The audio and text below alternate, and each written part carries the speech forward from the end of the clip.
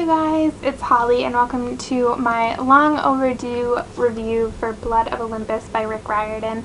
Now, I feel like posting wise this won't seem long overdue, but I finished this book weeks and weeks ago and I just needed to do a stupid review. It's been like hanging over my head. Fortunately, I took notes back when I read it, so hopefully this review will be okay.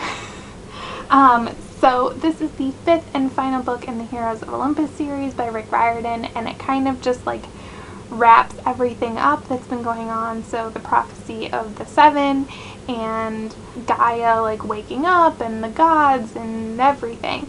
So I gave it 4 stars, just like all the other books in the series. So the series as a whole is like a nice 4-star series for me.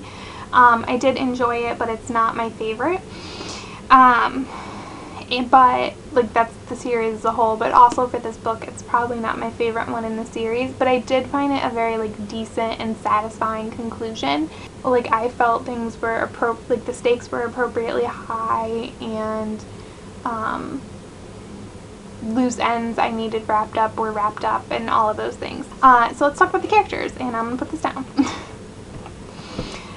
So in this book, Nico and Reina become POV characters, which I liked them, and I especially liked getting into Nico's head just because I feel like he was becoming more of a character, but all we ever got was what other people perceived him to be, and he was so secretive that you kind of like needed to get into his head. And as much as I enjoyed both of them, I feel like they kind of detracted from other characters. So I've been complaining throughout this whole series that I think there's too many main characters, and then you just add like 2 more and it just makes it even worse. And like Frank and Hazel especially, I feel like completely get pushed aside. I feel like they're almost minor characters after the second book. Like they show up occasionally and get minor development, and I'm actually like more curious about them, and I'm a little sad that I don't get to know more about them. So the plot, there's definitely a lot going on in this story, and I was actually kind of concerned going in, especially since this is a little smaller than the House of Hades, that Rick Riordan wasn't going to be able to like fix everything and wrap everything up. There was a point in it where it was just like there was so much bad going on that I just could not understand how this all could be resolved by the end of the story in a satisfying way. But he did it. Like, it worked.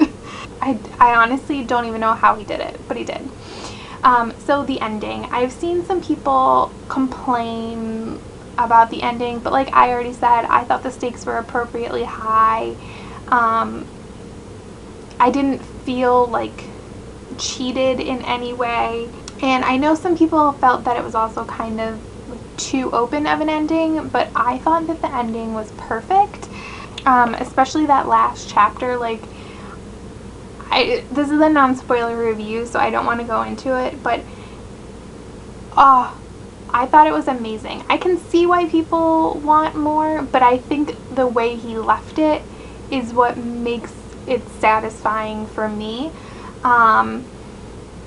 I don't know, and I feel like lately I've been kind of more into slightly open endings, so maybe I'm just like changing my perception on those kinds of things, but it totally worked for me.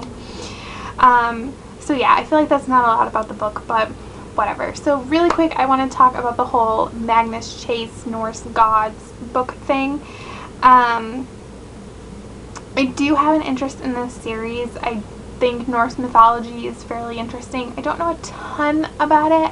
However, I don't plan on reading the Magnus Chase books as they come out. I don't know how long the series is going to be. I'm assuming 5 books, just like Percy Jackson, but I don't actually know. But I do know that Rick Riordan is an evil human being and will do horrible cliffhangers, and he also only writes usually 1 book a year, which is fine, but if that's the way it's going to be, I think I'm just going to hold out on the books. This was like my old Cassandra Clare philosophy of just waiting until they're all published to read them, so as to not like hurt myself. So I will probably start checking those out in like a year or 2 maybe, but if you do read the first one when it comes out in October, I think, I think that's what it is. Let me know what you think about it. No spoilers, obviously, but let me know. Thank you so much for watching this, like, sort of generic review of Blood of Olympus. Bye.